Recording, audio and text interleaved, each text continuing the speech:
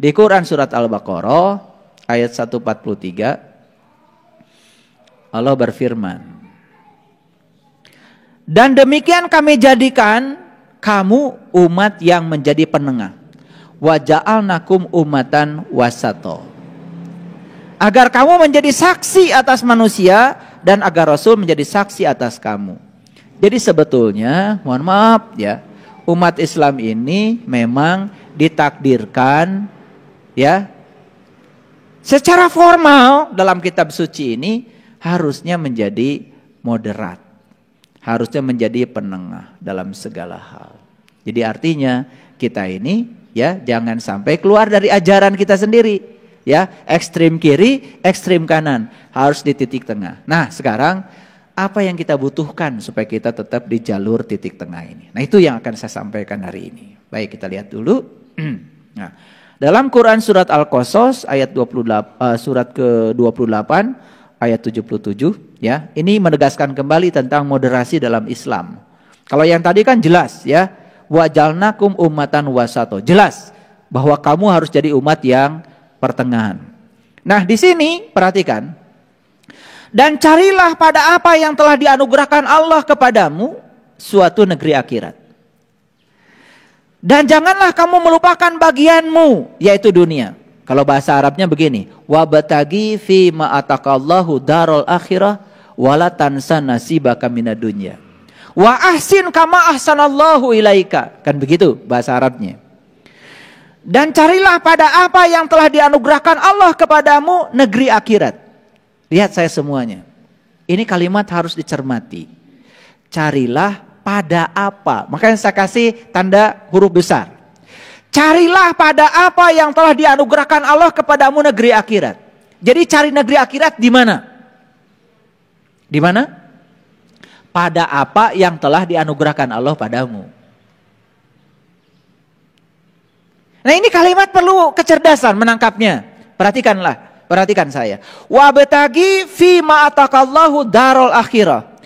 Carilah pada apa yang telah dianugerahkan Allah kepadamu negeri akhirat. Jadi negeri akhirat itu kalau mau dicari kalian harus tahu alamatnya. Di mana alamatnya? Pada apa yang telah Allah anugerahkan padamu.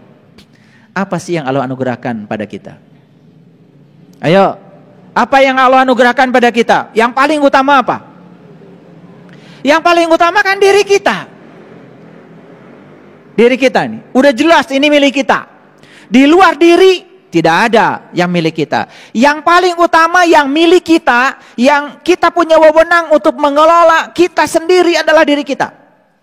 Makanya sebetulnya kalau ingin mencari negeri akhirat, kuncinya di mana? Di diri kita. Wabtagi fima ataqallahu darul akhirah. Carilah pada apa yang telah dianugerahkan Allah padamu negeri akhirat. Jadi kalau mau mencari harus jelas dulu alamatnya. Nah kita mau cari negeri akhirat, kata Allah di mana? Pada apa yang aku anugerahkan padamu. Apa yang dianugerahkan Allah pada kita? Ini bukan? Gitu. Nah cocok dengan hadis qudsi yang mengatakan kuntu kanzan mahfian wa ahbabtu an u'rifa fa khalaqtu khalqan. Aku adalah suatu perbenaran yang tersembunyi, aku ingin agar aku dikenali. Maka aku ciptakan kamu agar kamu bisa mengenali aku. Jadi tujuan Tuhan menciptakan kita adalah untuk mengenali Dia. Clear sampai sini? Oke. Jadi apa sih akhirat itu? Nah, ini pertanyaan harus ditanya dulu sebelum dicari. Kan kita disuruh untuk mencari negeri akhirat. Alamatnya sudah dikasih. Pada apa yang Allah anugerahkan padamu.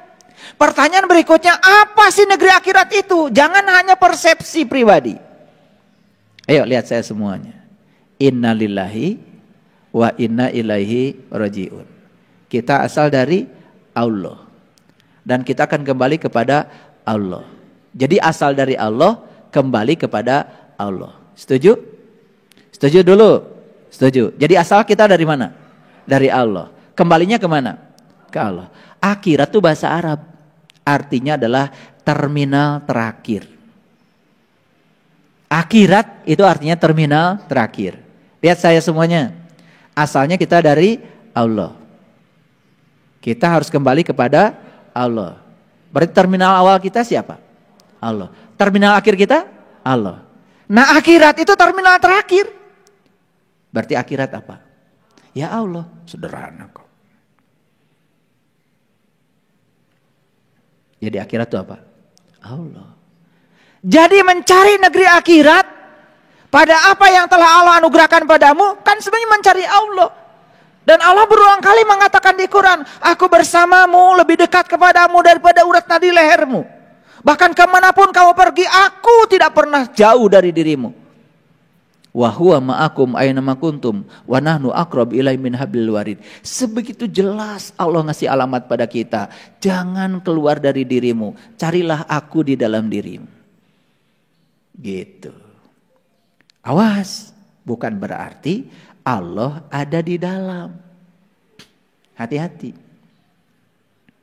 Karena kalau kita mengatakan Allah ada di dalam, berarti Allah tidak ada di luar. Awas, ini mulai ngaji nih. Karena kita sudah terperangkap oleh pikiran kita yang kadang-kadang dangkal pikirannya. Di lain sisi Allah mengatakan, aku meliputi segala ufuk. Jadi Allah di lain sisi mengatakan aku meliputi segala ufuk, meliputi seluruh semesta. Tapi Allah mengatakan aku bersamamu, lebih dekat kepadamu daripada urat lehermu. Bingung kan bagi orang yang tidak cerdas? Ini Allah di luar apa di dalam? Di mana Allah? Di luar apa di dalam? Tidak di luar, tidak di dalam. Tidak di atas, tidak di bawah, tidak di depan, tidak di belakang. Tidak di kiri, tidak di kanan. Kalau kata-kata di, itu untuk ruang. Kalau kita berbicara ruang, berbicara materi. Sedangkan Allah melampaui ruang dan waktu. Laisa kamislihi syai'un. Pusing-pusing gak apa-apa ya. Makanya Allah tidak bisa dijelaskan, tidak bisa diterangkan, tidak bisa dipelajarkan. Bahkan beliau tidak punya nama. Tapi bisa ditemui. Ahli astronomi melihat bintang pakai apa? Pakai teleskop. Apakah di dalam teleskop ada bintang? Ya bintangnya tidak dimasukkan ke dalam teleskop, tapi teleskop bisa melihat bintang. Ngerti? Ini gambaran sederhana. Jadi sebenarnya tubuh kita itu hanya sarana seperti teleskop. Untuk melihat dia.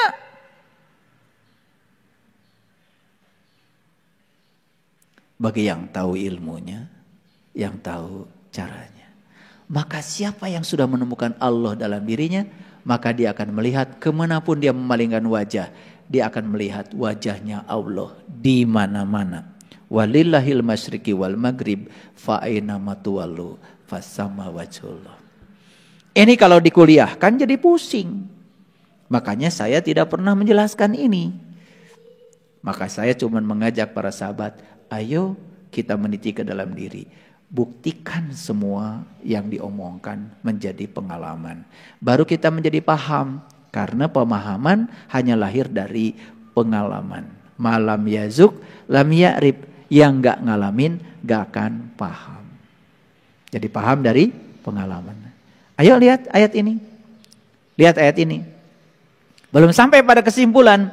Dan carilah pada apa yang telah dianugerahkan Allah kepadamu negeri akhirat. Ngerti sekarang? Setidak-tidaknya teorinya dulu. Oh, negeri akhirat itu. Terminal terakhir saya. Asal dari Allah, kembali kepada Allah. Berarti akhirat adalah Allah. Itu dulu kesimpulan dulu. Karena kita kalau udah cerita akhirat itu jadi aneh-aneh. Cerita kehidupan ini itu. Persepsi lagi. Makanya, udah tahu akhiratnya? Oke. Udah tahu alamatnya? Udah. Cukup? Belum cukup, kan harus tahu caranya. Itulah diutus para nabi, para rasul, ngajarin cara untuk menemukan akhirat pada apa yang Allah anugerahkan padamu. Oke, lihat saya semuanya. Dan janganlah kamu melupakan bagianmu di dunia ini. Ini keren kalimat ini. Karena apa?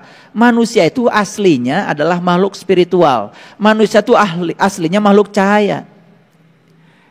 Dibungkus oleh tubuh yang berasal dari material yang berasal dari bumi untuk berkarya di bumi. Jadi tugas kita di dunia ini adalah ngurusi dunia. Tetapi untuk ngurusi dunia, kita dibekali oleh Allah nilai-nilai akhirat. Maka siapapun yang ngurusi dunia menggunakan nilai-nilai akhirat, nilai-nilai keilahian, nilai-nilai ketuhanan, maka akan selamat dunia dan akhirat. Bagian dunianya dia dapat, bagian akhiratnya dia dapat. Siapa yang mengejar Allah, dia dapat dua, Allah dan dunia. Dan siapa yang mengejar dunia, tidak dapat dua-duanya. Gak dapat dunia, gak dapat Allah. Paham sekarang? Oke. Kenapa kok saya dunia nggak dapat, Allah nggak dapat? Sederhana kan jawabannya? Karena apa? Siapa yang mengejar dunia, dia nggak dapat dua-duanya. Nggak dapat dunia, nggak dapat Allah. Siapa yang mengejar Allah, dapat dua-duanya, dapat Allah dan dunia. Jadi tidak ada dapat salah satu. Dapat dua-duanya atau enggak dapat dua-duanya. Jadi banyak yang ngajarin salah. Bagian kita bukan di sini katanya. Bagian kita mah entar di akhirat. Di sini yang buat orang-orang kafir. Udah gitu yang disebut orang kafir adalah orang yang berbeda keyakinan dengan dia. Keliru. Padahal kafir sendiri artinya adalah tertutup. Keyakinannya mau apa, kalau masih tertutup, ya kafir. Kan kafir sudah jadi bahasa Inggris, cover. Kalian tidur pakai bed kafir kok. Paham maksud saya? Ini perhatikan. Kok saya nggak dapat dunia? Akhirat pun masih hayalan. Harusnya dapat dua-duanya atau tidak dapat dua-duanya. Kan gitu hukumnya.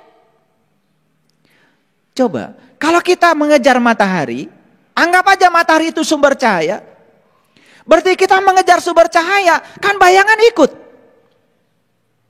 Tapi kalau kita mengejar bayangan, pasti meninggalkan matahari. Maka dunia itu disebutnya laibun walahbun. Dunia itu mimpi dan sendaguro. Dan siapa yang mengejar dunia, berarti dia mengejar bayangannya sendiri. Saya udah belajar fisika bertahun-tahun, gak bisa nangkep bayangan saya sendiri. Sedekat apa ini bayangan saya, gak bisa saya tangkap. Itulah dunia. Tapi kalau kita ngejar Allah dapat dua, Allah dan dunia. Kalau kita ngejar Allah, dunia ikut. Kalau kita ngejar dunia, Allah gak ikut. Ini rumus sederhana ya. Oke, jadi saya ingin mematahkan sebuah paradigma yang diajarkan banyak orang keliru. Katanya bagian kita mah bukan di dunia sini, bagian kita mah ntar di akhirat. Lah dunia aja belangsak, gimana akhirat? Itu adalah hiburan buat orang yang putus asa. Dan harusnya dunianya sejahtera, akhiratnya bahagia. Paham maksud saya? Oke. Kenapa saya di dunia belangsak? Sederhana. Karena kamu mengejar dunia. Makanya kalau kerja, jangan cari uang. Lihat saya semuanya. Kalau kerja, jangan cari uang. Kerja, udah aja. Ya Allah, aku kerja di sini menjadi kepanjangan tanganmu untuk menyampaikan cinta kasihmu pada orang-orang yang butuh pertolonganmu. Itu saja. Jadikan aku kepanjangan tanganmu untuk menyampaikan cinta kasihmu. Itu aja. Kalau kita dapat uang, itu hadiah dari semesta, bukan tujuan kita. Itu aja dirubah ya, dikit-dikit. Praktekan, kalian akan dapatkan sesuatu yang luar biasa. Karena saya sudah membuktikannya. Saya kerja nggak cari uang. Ngapain cari uang? Uang dong harus cari saya. Enak aja. Kalian mesti cari uang? Bodoh. Biarkan uang cari kita. Gimana caranya uang cari kita? Ya punya keahlian. Punya kemampuan. Betul? Iya. Gimana uang cari kamu? Sekolah enggak. Punya keterampilan? Enggak. Punya ilmu? Enggak. Bisa mijit enggak? Siapa yang bisa mijit? Kalian bisa mijit aja dicari uang. Coba bisa mijit. Posting aja di IG-mu itu. Mijit sejam. Langsung cenghar. Kayak bahasa Inggris. Udah. Pasti uang nyari kamu. Betul? Iya. Sederhana kok. Nah, tetapi ada kalimat yang hebat di sini, perhatikan. Wa ahsin kama ahsanallahu ilaika. Kalau kamu ingin dapat dunia, kamu ingin dapat akhirat, dua-duanya kamu dapat. Wa ahsin kama ahsanallahu ilaika.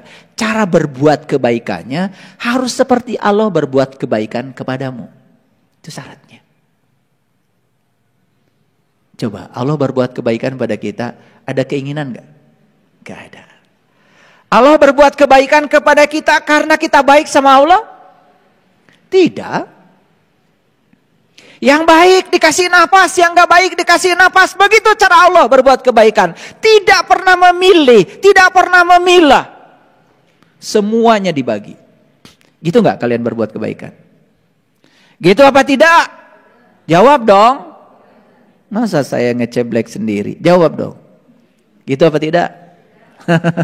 Ngaku. Karena kalau kalian berbuat kebaikan milih-milih. Orang baik, kalian baik sama orang. Judes dikit, ntar loh. Gitu. Orang memusuhi kita, dimusuhi. Orang baik sama kita, kita baik sama dia. Jadi mekanisme melakukan kebaikan kita selama ini apakah sama dengan mekanisme Allah melakukan kebaikan pada kita? Sama apa tidak? Jawab. Nah kalau tidak, itu penyebabnya. Kenapa Anda tidak dapat dua-duanya? Ini saya bedah dikit ya biar pada ngerti. Karena kalian kalau baca Quran kan kebanyakan. Satu hari satu juz. Iya kan? Iya, sampai nggak sadar yang dibaca itu apa. Kan yang penting pakai toa. Padahal baca tuh buat kamu, bukan buat orang lain. Orang lain juga punya kesibukan. Orang lain juga yang dengar kamu baca, sama-sama nggak ngertinya dengan kamu yang baca.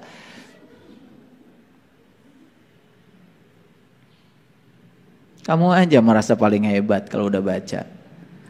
Makanya kalau dibuka, nih satu ayat aja, satu ayat. Saya tanya, kalian ingin dapat dunia dan akhirat?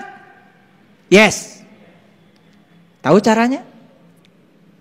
Dikasih tahu caranya di sini. Caranya wa ahsin kama ahsanallahu ilaika. Cara kamu berbuat baik harus seperti Allah berbuat baik kepada kamu. Kalau itu kau lakukan, kau akan dapat dua-duanya. Jadi pertanyaan itu sekarang bisa dijawab. Kenapa saya tidak dapat dua-duanya? Lahirnya belangsak, batinnya juga belangsak. Luarnya mengerikan, dalamnya lebih-lebih. Kenapa? Sudah tahu jawabannya sekarang. Karena Anda melakukan kebaikan tidak seperti Allah melakukan kebaikan pada Anda. Jadi harus dicairkan seperti ini supaya ngerti. Sehingga keluar dari sini itu kalian bukan sekedar kenapa tadi dapat apa tadi ngaji? Dapat pahala. Kapan pahalanya? Entar di akhirat. Gimana sih? Mau aja gitu-gitu. Pahalanya kalian dapat di sini. Apa? Pencerahan. Ternyata saya tahu jawabannya. Selama ini saya tidak dapat dua-duanya karena saya melakukan kebaikan tidak seperti Allah melakukan kebaikan pada saya. Apa follow up-nya? Setelah ini saya akan melakukan kebaikan seperti Allah melakukan kebaikan pada saya. Saya akan baik pada semua orang. Apakah orang itu baik atau tidak baik sama saya? Saya akan sayang pada semua orang. Apa itu keluarga saya atau bukan keluarga saya? Apakah ada kaitan dengan saya atau tidak ada kaitan dengan saya. Akan sayang pada semua makhluk. Apakah itu manusia, apakah itu binatang, apakah itu tumbuh-tumbuhan. Saya akan peduli pada semuanya. Saya tidak akan membeda-bedakan lagi. Seperti Allah berbuat kebaikan kepada saya. Gitu, keluar dari sini gagah. Paham maksud saya? Keluar dari sini, keluar mata merah, teler. Ngaji sama ya guru dapat apa? Apa ya? Ya guru ngomong apa ya? Begitu ada comro baru.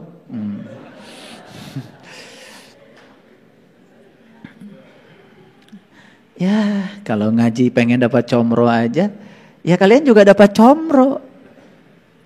Kalau ngaji pengen dapat lontong, ya dapat lontong juga. Masa begitu? Ketemu saya tuh mahal. Dan sekarang kan kalian tinggal ngikutin aja. Ya, tidak seperti saya belajar dulu. Saya belajar Quran itu aduh luar biasa sampai sakit kepala itu. Melihat hubungannya seperti apa, peta konsepnya seperti apa, koherensinya seperti apa. Karena gak mungkin satu ayat dengan ayat lain bertentangan. Dan saya sudah menemukan koherensinya. Sehingga saya menyampaikan ini bukan sesuatu yang teoritis, tapi sesuatu yang sudah terjadi sebagai pengalaman pribadi saya. Karena orang beriman tidak boleh menyampaikan sesuatu yang tidak terjadi pada dirinya. Ini sudah saya uji. Apakah saya pernah kehilangan rumah? Pernah. Apakah pernah kehilangan mobil? Pernah. Apakah saya pernah kehilangan uang? Pernah, alhamdulillah. Ya. Miliaran, bahkan saya hilang emas kiloan. Saya perhatikan kenapa bisa begini. Dan itu adalah teguran yang luar biasa bagi saya. Makanya tidak ada kesalahan. Yang adalah pembelajaran. Saya ketemu jawabannya. Dari ayat ini jawabannya. Setelah saya praktekkan ayat ini, keren. Oh, ternyata saya melakukan kebaikan harus seperti Allah melakukan kebaikan pada saya. Itu aja kok. Sederhana. Setelah itu dapat dua-duanya. Dapat lahirnya, dapat batinnya. Dapat fisikanya, dapat metafisikanya. Dapat dunianya, dapat akhiratnya. Kan akhirat belum ada, Pak. Itu yang konyol. Akhirat sudah ada sekarang. Karena akhirat itu kan Allah bersama saya sekarang. Saya rasakan kehadiran setiap saat. Di sini, saat ini, sekarang. Dan saya tidak pernah terpisah dengan dia. Bahkan sekarang saya lagi ceramah seperti ini. Saya tidak bisa melupakan ingatan saya pada dia. Seperti yang dikatakan di Quran. Faiza qadaitum manasikakum fazkurullah kadzikrikum abaakum. Apabila kamu sudah selesai menunaikan hajimu, perjalanan kamu ke dalam dirimu, maka kamu akan bisa mengingat Allah persis seperti kau mengingat bapakmu sendiri. Kadzikrikum abaakum. Saya dari pagi ceramah sampai sekarang tidak bisa melupakan dia. Dia terus memandang saya, dia terus bersama saya. Tidak pernah satu detik pun saya merasa terpisah dari dia. Karena saya bisa melihat karena dia, saya bisa mendengar karena dia, saya bisa bicara karena dia. Karena dia sang mahadaya hidup yang ada pada diri saya. Saya sadari kehadirannya.